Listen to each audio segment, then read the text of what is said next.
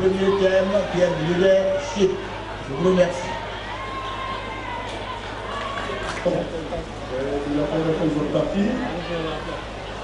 Et bonjour, distingués invités. Je voudrais simplement, avant de commencer, vous dire que c'est la première fois que j'interviens dans le cadre d'un événement organisé par un parti politique. Le président Sylvain Touré, que je connais personnellement depuis très longtemps, c'est le seul politicien guinéen que je connais depuis très longtemps. Je vois qu'il y a M. Henry que je connais aussi. Et je peux vous garantir une chose, à moins qu'il n'ait changé. Mais Sylvain Touré a les aptitudes personnelles, la capacité d'un homme d'État. C'est une personne qui aime la Guinée et j'espère en tout cas qu'il la servira de nouveau à quelque poste que ce soit.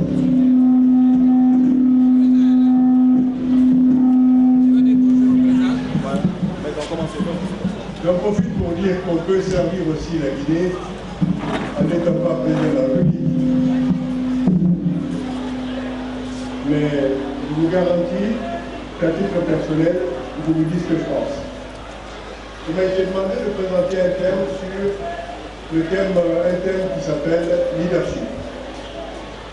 Je voudrais, avant d'aborder ce thème, je vais vous faire prendre 30 minutes de présentation et puis nous aurons 30 minutes d'échange, si vous le voulez bien. Je suis Kemoko Touré, j'ai 69 ans, je suis marié, j'ai 3 enfants. J'ai à peu près 50 ans d'expérience. J'ai 3 ans d'expérience comme ouvrier, 14 ans à peu près dans des postes, 7 ans comme ingénieur, 14 ans dans des postes de direction de département, et 23 ans dans des postes de direction générale. En France, en Allemagne, voilà, ça marche, oui, en France, en Allemagne et aux États-Unis. Et j'ai travaillé pour des groupes comme Siemens, Thales et Westinghouse. Westinghouse, dans les premiers temps, au niveau en tant que technicien puis ingénieur. Donc ma carrière s'est déroulée principalement en Europe et aux États-Unis. J'ai travaillé 4 ans en Guinée comme directeur de la compagnie des bauxites de Guinée. Je parle anglais, allemand et j'ai enseigné 4 ans à Toulouse Business School et à l'université de Viltaneuse, à Paris. Pardon? C'est bon pour jeter le micro? Ok, voilà si vous avez des questions plus tard, je vous donnerai de plus amples d'informations. Alors je vais venir au thème d'aujourd'hui qui s'appelle le leadership. J'ai du mal à tenir le micro et à manipuler le document, puisqu'il n'y a pas de projection. Voilà, à moins que...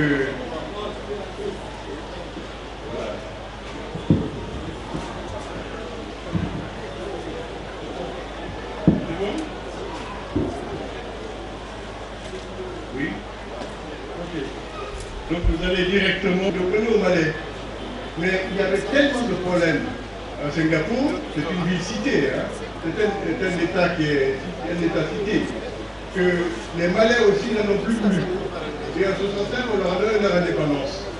Et lorsque des personnes disent qu'en Guinée, avec les, entre guillemets, ethnies, c'est-à-dire les différences linguistiques, j'appelle moi les groupes sociaux, que c'est difficile de diriger, et bien dans ce pays, vous aviez toutes sortes de langues et toutes sortes d'ethnies. Hein, des Chinois, des Malais, des Tamouls, hein, qui étaient devenus ingérables. Et que s'est-il passé? Il y a un monsieur qui a dit, moi je vais faire de ce port de pêche la place financière de tout le sud-est asiatique. C'était sa vision. Il s'appelle Lee Kuan Yew. Vous remarquerez que les Asiatiques, on les appelle par leur nom d'abord et les prénoms ensuite. C'est pour vous dire que lorsque vous avez un attachement à vos valeurs, le monde entier les respecte. Personne ne songerait à dire Kwang Yu Li. C'est Li Kwang Yu. Parce que c'est comme ça qu'on l'appelle, c'est comme ça que chez eux, on les appelle. Donc ils ont imposé au monde entier de les appeler de cette façon. Les Africains aussi doivent apprendre à savoir quelles sont leurs valeurs fortes pour que ces valeurs-là soient respectées et par eux-mêmes et par les personnes de l'extérieur. Parce que si vous-même ne respectez pas, l'extérieur ne respectera rien. Eh bien, Singapour a 7700 personnes au kilomètre carré. La Guinée en a 45. C'est-à-dire qu'ils sont 170 fois plus nombreux que nous au kilomètre carré.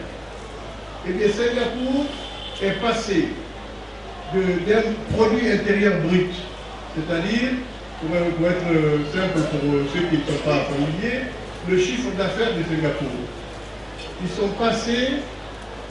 Ils ont multiplié par 100 la richesse de Singapour, c'est-à-dire le chiffre d'affaires de Singapour, en 50 ans. Multiplié par 100. Ils étaient à 500 $, ils sont passés à 55 000 $. En 50 ans. Et je vous signale, la France, et si vous rapportez ceci à la parité de pouvoir d'achat, c'est-à-dire ce qui est encore plus proche du pouvoir d'achat des gens, eh bien le Singapourien moyen a un revenu de 83 000 $. Ce qui a fait le 3e pays au monde, après le Qatar et le Luxembourg. La France, par exemple, a un PIB de 42 000 $ par habitant. Vous voyez un peu l'importance de la volonté de faire. La volonté de faire. Ces pays-là sont des pays tout neufs. La France était un vieux pays industriel. Et bien en 50 ans, ils ont écrasé la France. Vous voyez? C'est simplement pour dire le leadership, c'est la capacité aussi à donner envie à ces populations. Eh bien, Singapour est une ville, c'est vrai que certains diront que c'est un pays qui s'est développé au prix de sanctions extrêmement lourdes. C'est vrai. Ce monsieur, il y avait du trafic de drogue en pagaille. Mais il a dit tout consommateur de drogue et tout vendeur de drogue est exécuté. Mais je vous garantis qu'en très peu de temps, le trafic de drogue a cessé. Et toute personne qui jetait des ordures dans la rue et qui était prise en flagrant délit était emprisonnée. Eh bien, vous allez à Singapour. Les rues de Singapour sont extrêmement propres. Il n'y a pas un Singapourien qui n'est pas logé. Il a construit des logements sociaux pour tous les Singapouriens. Pas de mendicité.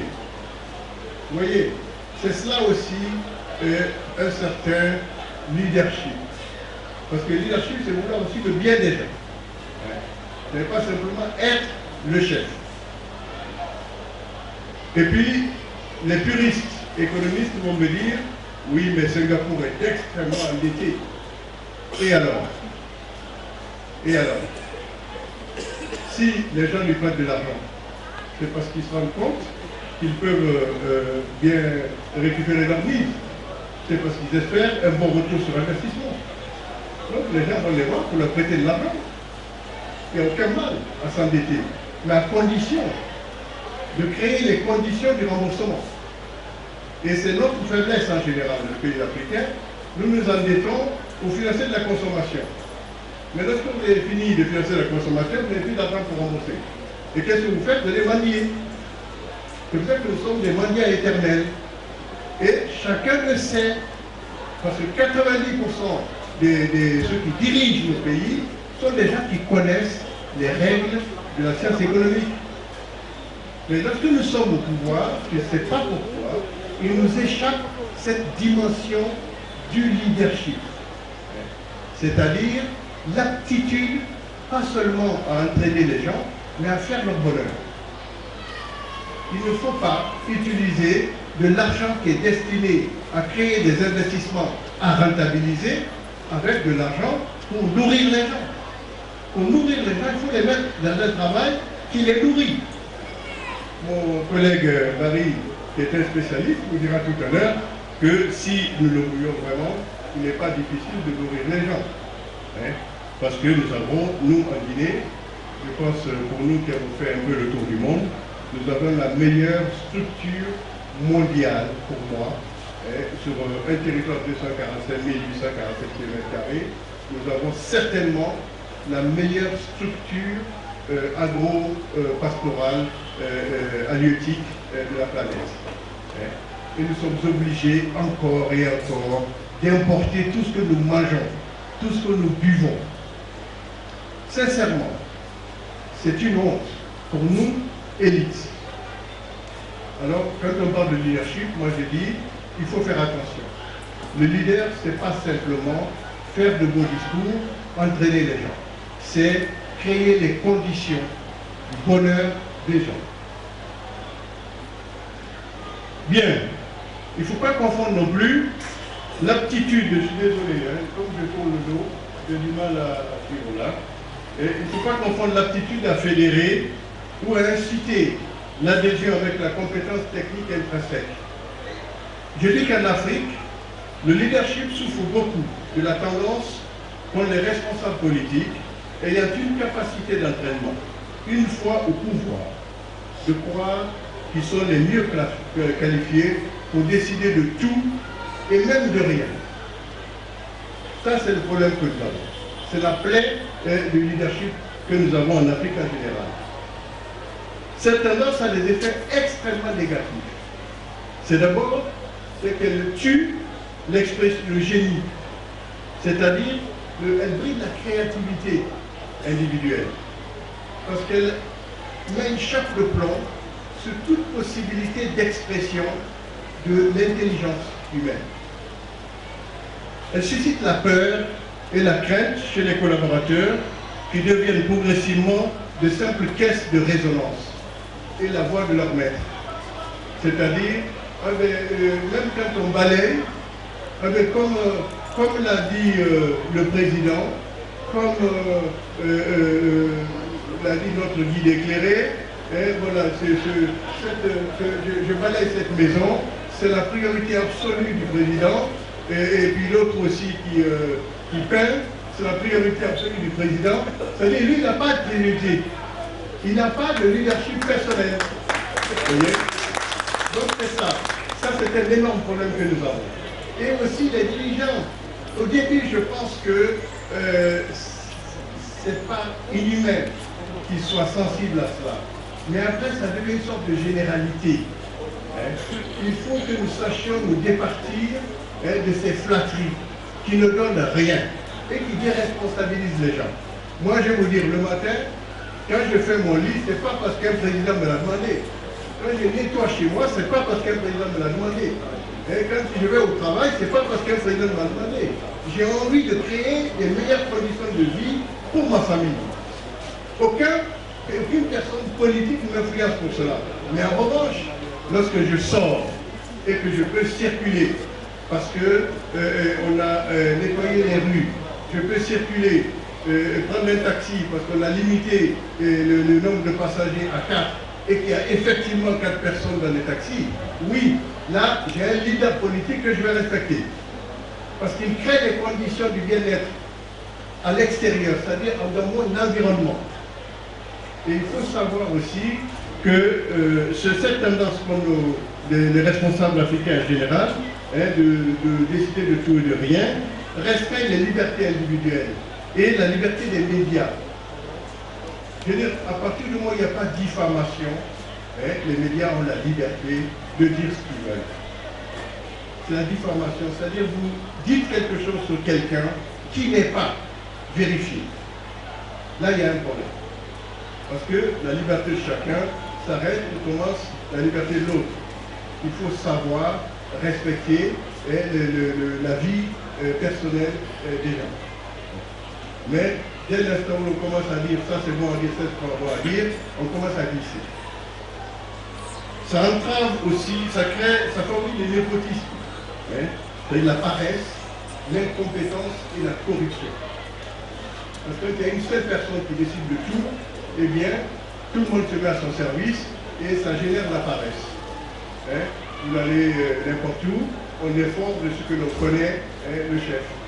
Alors finalement, les gens qui ne connaissent pas le chef, eh bien, ils ne peuvent rien, ils n'ont pas au chapitre. Il faut que nous apprenions quand même à respecter le fonctionnement du cycle économique.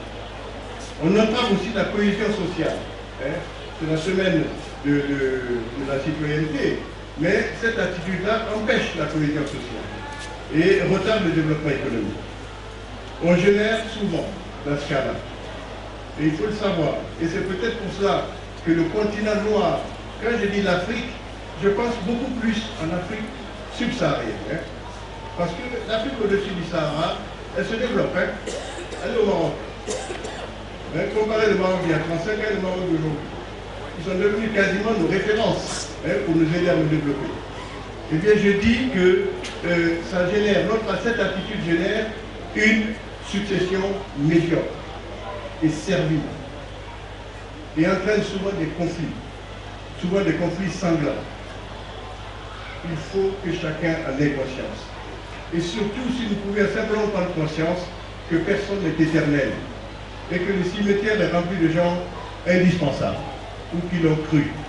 Et ça nous permettrait peut-être d'avoir une attitude qui limiterait la puissance de l'exercice de notre leadership.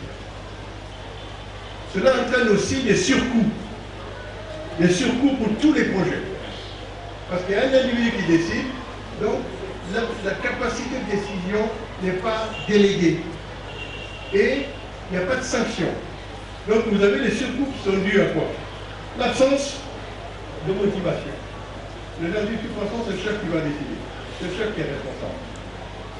La paresse. Mais j'ai rien à faire, parce que de toute façon, on va appeler un cabinet qui va décider de ce qu'il faut faire. C'est-à-dire on a l'impression ici que personne n'a été à l'école. Personne n'a de compétences. Il y a quoi que ce soit, mais on va prendre des cabinets, soi-disant internationaux. J'ai rencontré moi quelques CBG, des soi-disant cabinets internationaux, avec des experts. Il y en avait qui venaient sortir de l'ESSEC. J'aurais eu du mal à le prendre en stage dans mon entreprise à Paris. Vous voyez? Et il était payé ici pendant 3 mois, dans un hôtel. Voilà, c'est ça.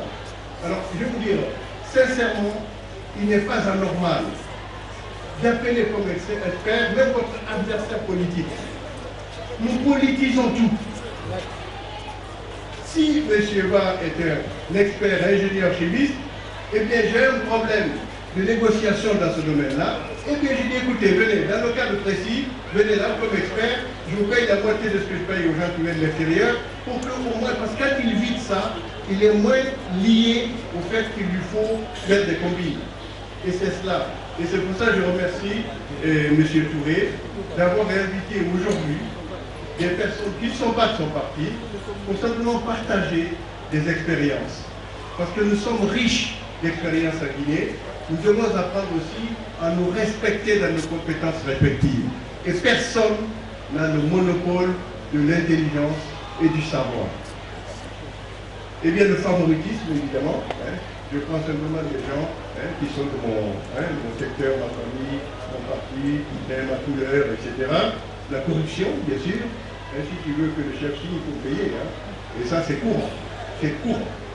L'absence de contrôle et de sanction. Alors là, c'est la faiblesse congénitale de toutes les structures africaines en général, mais la structure guinéenne en particulier. C'est-à-dire qu'il n'y a pas de sanction. Vous savez, il y a des gens qui me disent comment tu vas faire le CBG? C'est pas compliqué, ce sont les mêmes personnes. Je n'ai pas licencié des gens à CBG. J'ai licencié des voleurs. Vous voyez? Mais les gens qui ont fait les performances de la CBG à mon arrivée sont les mêmes que j'ai trouvé qu'ils ne faisaient pas. Parce que simplement, les règles ont été précisées, rappelées, et les sanctions tombaient. Voilà. Donc, ils savaient que s'ils ne respectaient pas les règles, ils seraient sanctionnés. Et ils ont été effectivement sanctionnés.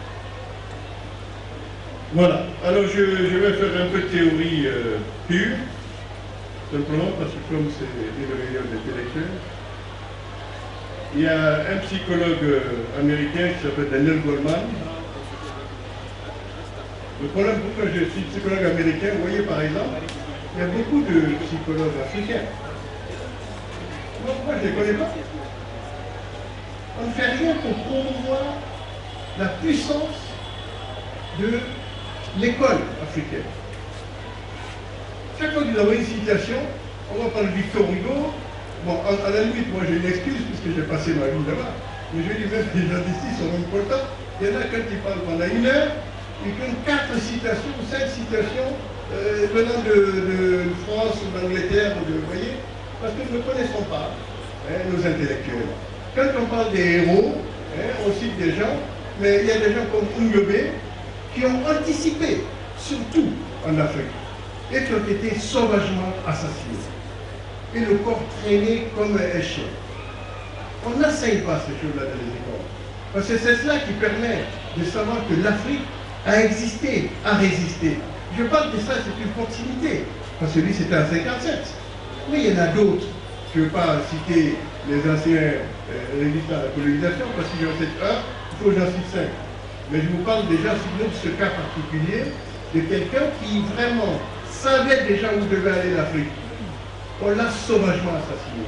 Et chaque fois que nous avons eu un Africain qui a dit, qui a montré qu'il avait compris ce qu'il fallait faire, ben il est mort. Thomas Sankara, c'est le plus jeune d'entre eux. Donc ce psychologue américain dit qu'il y a différents types de leadership. Il y a un leadership qui s'appelle coercitif. À quelle heure je vais commencer là?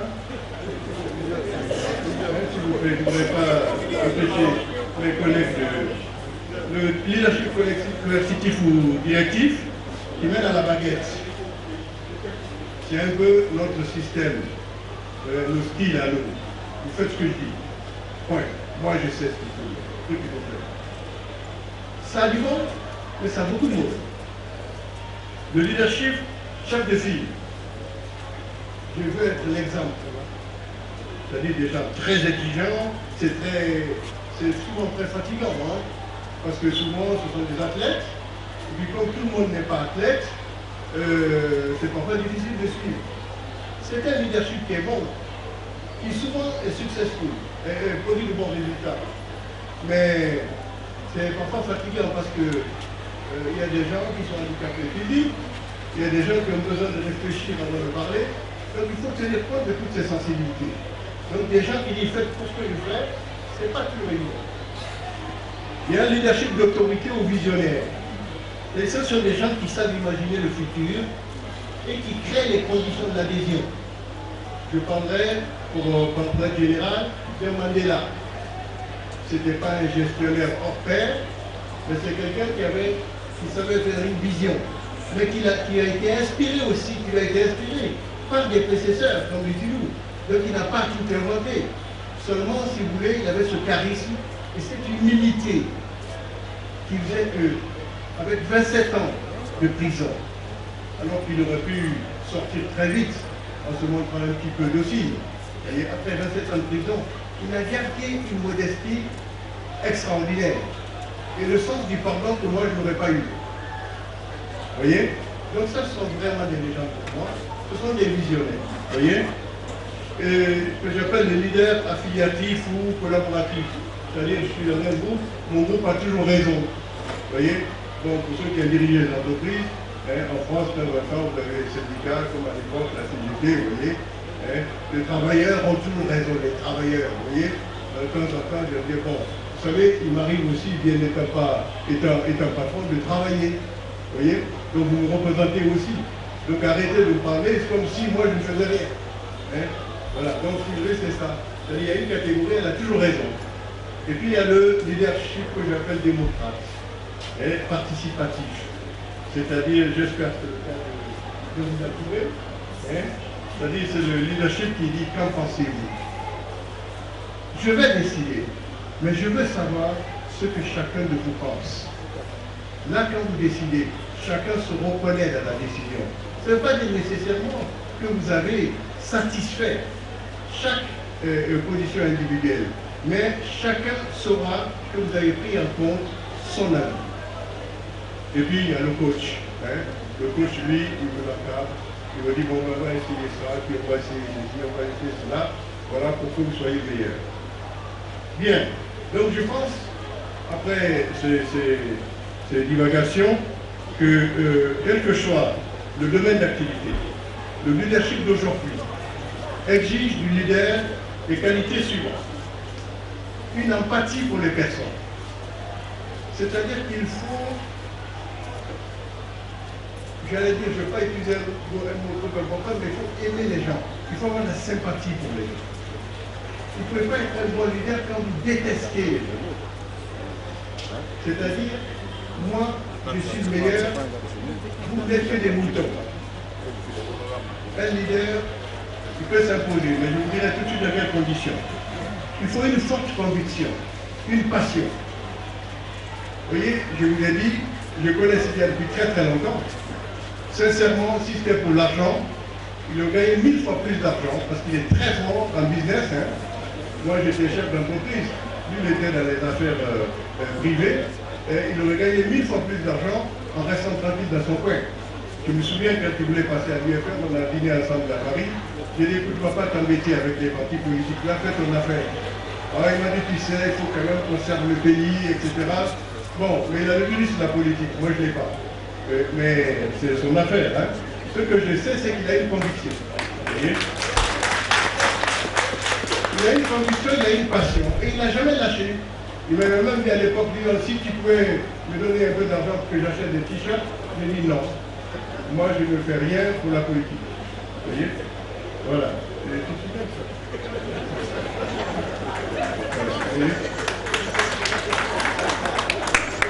Il faut avoir une vision et une capacité à élaborer des stratégies gagnantes. Mais ça, on ne le fait pas tout seul. Quel que soit votre génie, c'est parfois une idée idiote qui vous permet d'éviter la grosse erreur. Donc il faut savoir écouter tous les amis. Une aptitude à susciter des évolutions positives et à conduire les changements que ces évolutions entraînent. Ça ne sert à rien de provoquer une évolution si vous n'êtes pas capable de gérer les changements que ça entraîne. Il faut une attitude à une communication juste. C'est-à-dire qu'il ne faut ni sous-communiquer, ni sur-communiquer. Il faut communiquer juste. C'est-à-dire ce qui convient à l'événement. Parce que quand vous communiquez trop, vous devenez trop lourd. Et on ne vous désire plus. Quand vous communiquez trop peu, et on ne sait pas que vous existez. Il faut savoir communiquer. Et j'ai dit utile aussi. C'est-à-dire qu'il faut que la communication ait une utilité. Pour que les gens qui vous écoutent se disent « mais j'ai appris quelque chose ». Quand je l'écoute, j'ai envie de faire quelque chose. Mais si vous communiquez simplement pour dire aux gens « vous savez, il faut venir chez moi, je suis le meilleur, je suis le... » Vous voyez, ça ne donne rien du tout. Bon, comme nous sommes dans un pays d'analphabète, d'un alphabétisme entretenu, pour que les gens puissent voter avec un sac de riz, c'est pas compliqué, vous pouvez faire des bavardages, et puis au moment des élections, vous donnez un sac de riz, et puis les gens votent pour vous. C'est dommage. Et il faut une communication productive, c'est-à-dire qui produit du résultat. Il faut naturellement une aptitude à la décision. Si vous ne savez pas décider, mais vous n'êtes pas un leader. Vous êtes peut-être un curé ou un imam ou un chef bouddhiste, mais vous n'êtes pas un leader. Un leader doit savoir prendre des décisions. Mais il faut, surtout, un comportement éthique, c'est-à-dire responsable et exemplaire. Vous ne pouvez pas dire je me destine à la gestion des deniers publics et puis vous êtes perçu comme étant le voleur en chef. Là, ce n'est pas possible. Seulement, je vous dis, le caractère analphabète de la population permet de gérer cela. Mais il faut surtout à la fin une aptitude à travailler en équipe, c'est-à-dire la capacité à faire cohabiter des sensibilités différentes, à transformer les désaccords et les tensions en opportunités pour le succès de l'entreprise. Au niveau de l'Afrique, dans l'histoire des peuples, et en raison de l'importance et de l'ampleur des luttes pour la conquête de la cité, c'est vrai que le domaine politique a usurpé le leadership. Mais le leadership, vous le trouvez dans tous les domaines. Dans le domaine de la médecine, de la recherche scientifique, de la gestion d'entreprise, etc. De la culture. Mais c'est vrai que dès qu'on dit leadership, on pense politique. Et en Occident, depuis une vingtaine d'années, la politique s'était professionnalisée. Et les populations ont assisté à des promesses non tenues, d'appareils, des gens brillants parfois qui étaient au service d'appareils politiques, qui étalaient des mensonges et qui ne les réalisaient pas. Et finalement, ça fait donner quoi? En France, par exemple, ça donne Emmanuel Macron. C'est-à-dire, les gens se sont dit, nous, on en a marre de ces appareils-là. Mais lui, au moins, bon, il n'a pas encore, il fait partie d'aucun parti. Hein, il nous tient un discours puis, à peu près séduisant. Mais on va les lire, on verra bien. Donc, il faut se méfier aussi de l'emprise des appareils sur les individus. Bien, je voulais vous dire, j'ai encore 3 feuillets, mon parcours professionnel à moi, personnellement, et mes expériences professionnelles de la direction de l'entreprise des hommes et des femmes m'amènent à la conclusion que pour réussir, un leadership doit être basé sur un certain nombre de choses. Un, c'est l'amour véritable de la personne humaine. Je vous l'ai dit tout à l'heure, c'est l'empathie. Si vous n'aimez pas les gens, s'il vous plaît, renoncez à être un leader. Il faut aimer les gens. Une définition claire et une connaissance parfaite des règles de fonctionnement. Un système doit savoir comment il fonctionne. La justice, l'équité et la reconnaissance pour l'appréciation portée sur les performances individuelles et collectives. Il faut la justice et l'équité. Même quand vous avez puni sévèrement une personne, lorsqu'elle rentre chez elle et elle se rend compte que c'était juste, je vous assure qu'il n'y a pas de haine. Une confrontation des opinions avant toute prise de décision stratégique. Qu'est-ce que j'appelle décision stratégique? C'est une décision qui a un impact prolongé et durable et significatif sur les individus et sur la société. Quand vous devez prendre, même en tant que chef de parti, vous ne devez pas prendre des décisions stratégiques seules, parce que vous allez impacter la vie des gens pour longtemps et de manière significative. Il faut donc réfléchir longuement et de manière sérieuse avant de dire voici ce que nous voulons faire sur le plan stratégique. Et dans l'entreprise, c'est la même chose. L'aptitude à définir une vision et à mobiliser durablement autour de son atteinte. Mais moi, mon expérience chef d'entreprise me dit qu'on ne fait rien si on ne sait pas longueur. Quand je suis arrivé sur CBG, je dis la vision, je suis arrivé janvier 2010, j'ai dit janvier 2014, j'étais au 15e dans le monde, dans notre domaine d'activité. Je dis au 1er janvier 2014, je vais être numéro 1. Et numéro 1 sur tous les critères mondiaux. Bon, c'est pas grave, ça paraissait utopique. Hein? Et puis on a débattu et on a dit c'est bon. On a dit même ISO, nous voulons avoir toutes les certifications ISO. ISO 9001, ISO 14001, ISO sécurité d'information, on veut tout.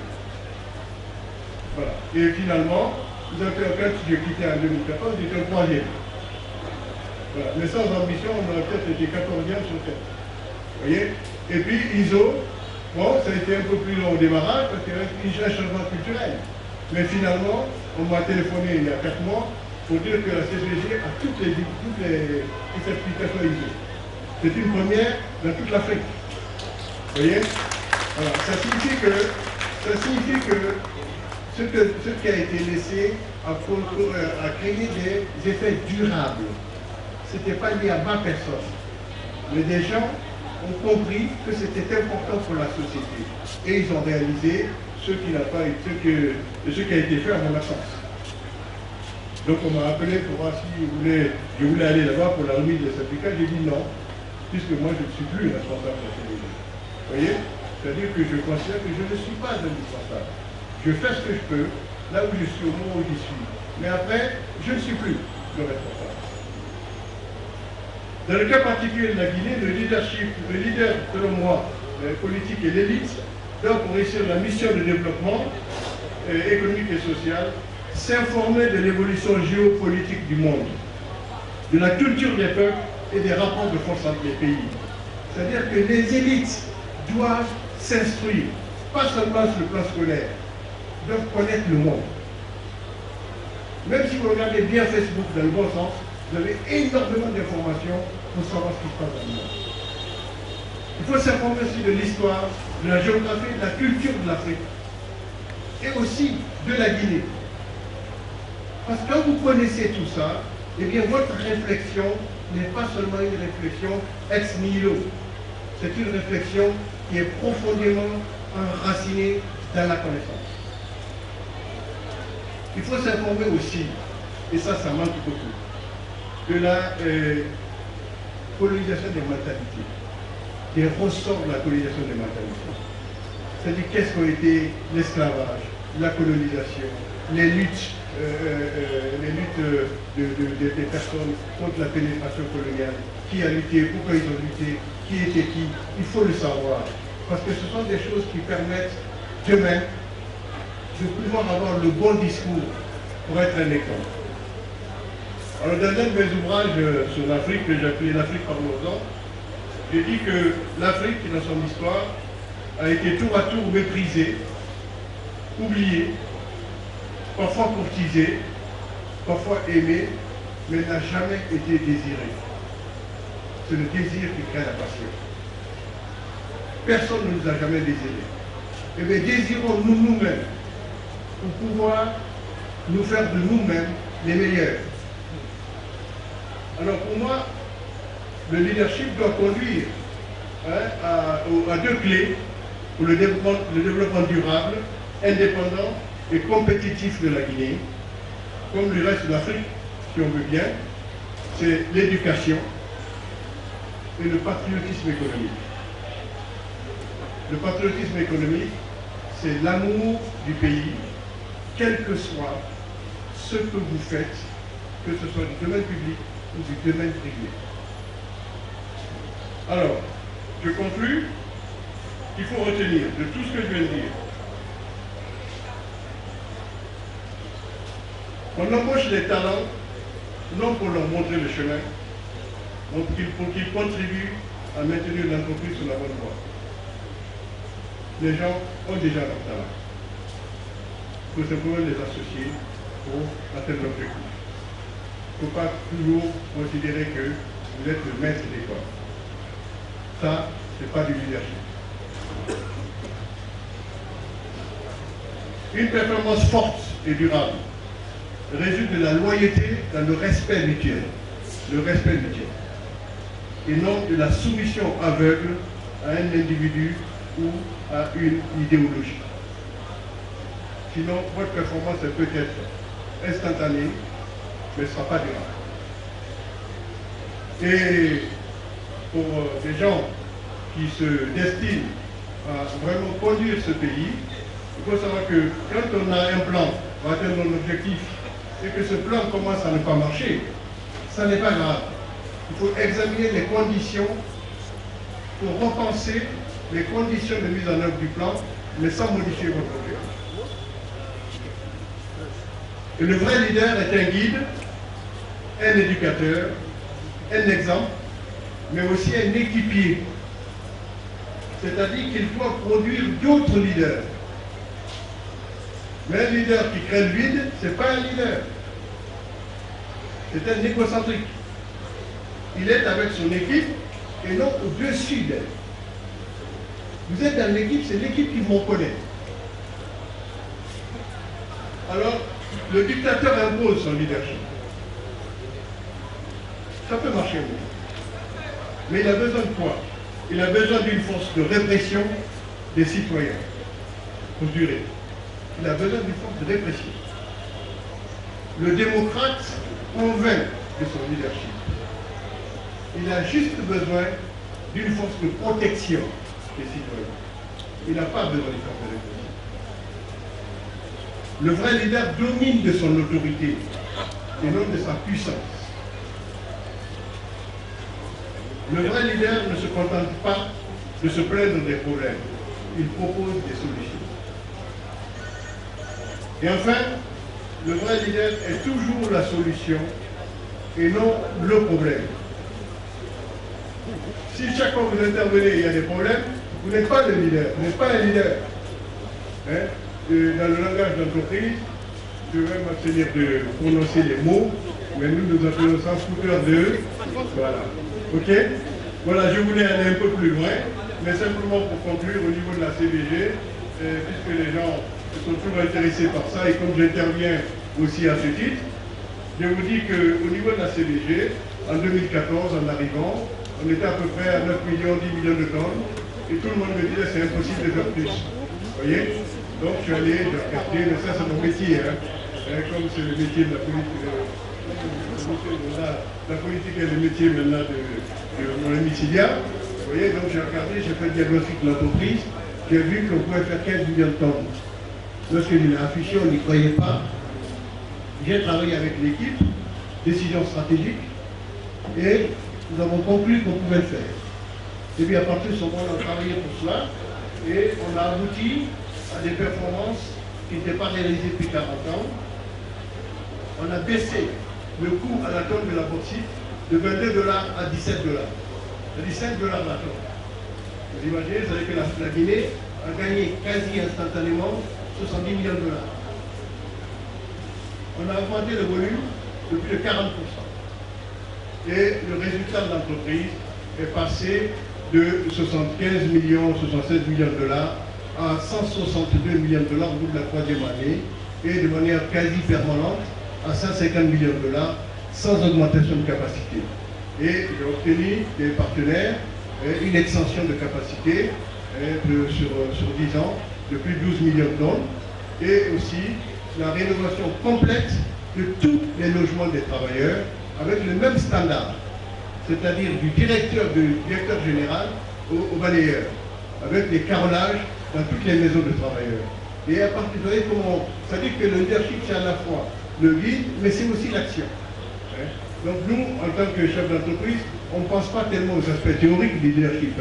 On essaie de travailler pour le meilleur résultat possible de l'entreprise et la meilleure satisfaction possible des travailleurs.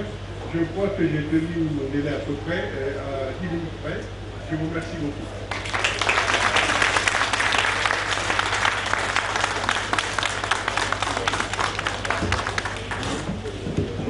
Merci, M. Touré. Au nom de l'assistance, je veux remercier M. Touré pour le brio et le talent avec lequel vous avez traversé cette notion de leadership. Maintenant, nous allons passer aux questions. Ceux qui veulent apporter des contributions ou qui veulent poser des questions parce qu'il y a des jours d'ombre pour eux, qui lèvent le doigt, on les inscrit et voilà, on continue. Merci. Oui, on va limiter le nombre parce que le temps aussi il n'est pas élastique. On va donc prendre 5 noms au maximum. Donc quels sont ceux qui voudraient intervenir, s'il vous plaît?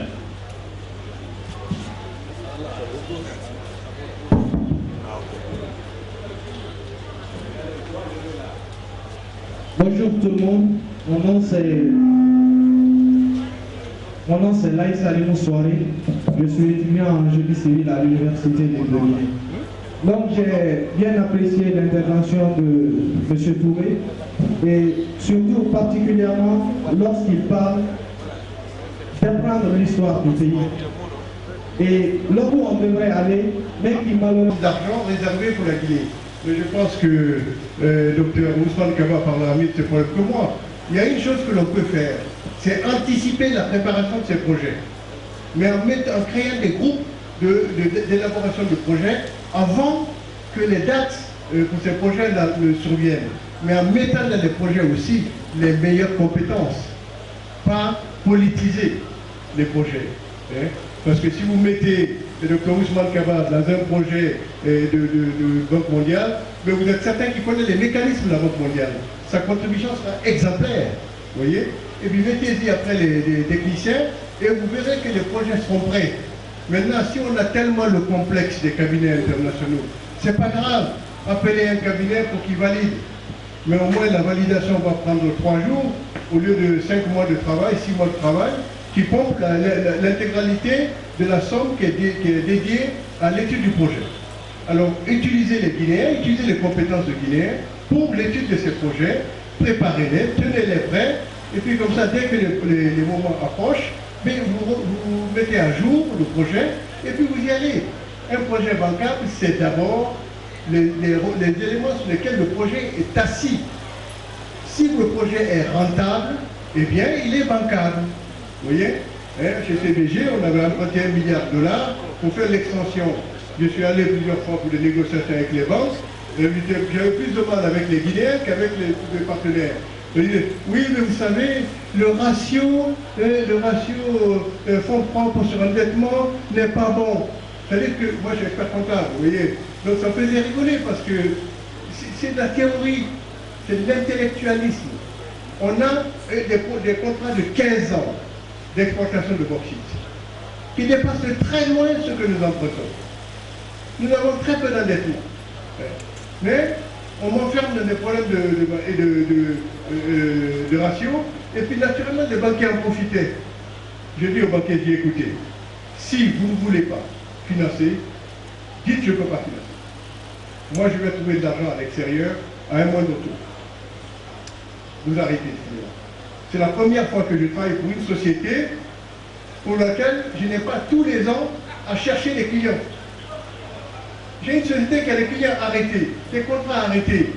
Et on me dit, vous ne pouvez pas emprunter l'argent parce que le ratio comptable n'est pas correct. Vous voyez, nous avons un complexe qui est terrible. Même dans cette négociation, j'étais obligé de me battre contre les Guinéens. Donc j'ai dit qu'on peut anticiper la préparation des projets pour que nous puissions engranger toutes les sommes qui sont mises à notre disposition, aussi bien par les dons que par des prêts ou des semi-prêts. Ça, c'est un premier aspect. Moi, je n'y crois pas. Quand on dit incapacité à préparer les projets, je n'y crois pas. C'est sa volonté de mettre les gens qu'il faut pour préparer ce projet à temps. La deuxième chose, c'est vrai, vous avez parlé de l'Afrique, au niveau de l'Afrique, nous n'avons jamais su en Afrique créer des projets. Nous n'avons jamais su créer des projets communs. Mais au moins, regardons ce que font les gens que nous copions. Les gens sur qui nous copions. Les Européens, ils ont créé Airbus. Airbus, c'est pas français, c'est le siège qui est chez moi à Toulouse. Mais Airbus, c'est pratiquement toute l'Europe. C'est l'Espagne, c'est la Grande-Bretagne, c'est la France, c'est l'Allemagne. Vous voyez? Mais Airbus est un concurrent aujourd'hui de Boeing.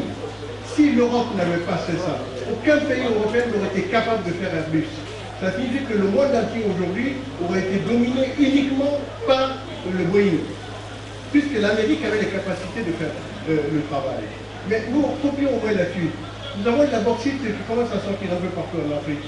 On ne peut pas se mettre ensemble pour avoir une politique bauxitique. Aujourd'hui, les gens qui achètent la bauxite, qui transforment l'aluminium en aluminium, ils ont créé une cotation de l'aluminium à Londres.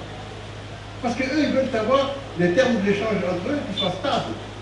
Mais les pays producteurs de bauxite peuvent aussi travailler ensemble pour fixer un cours de la bauxite. La bauxite n'a pas de cours.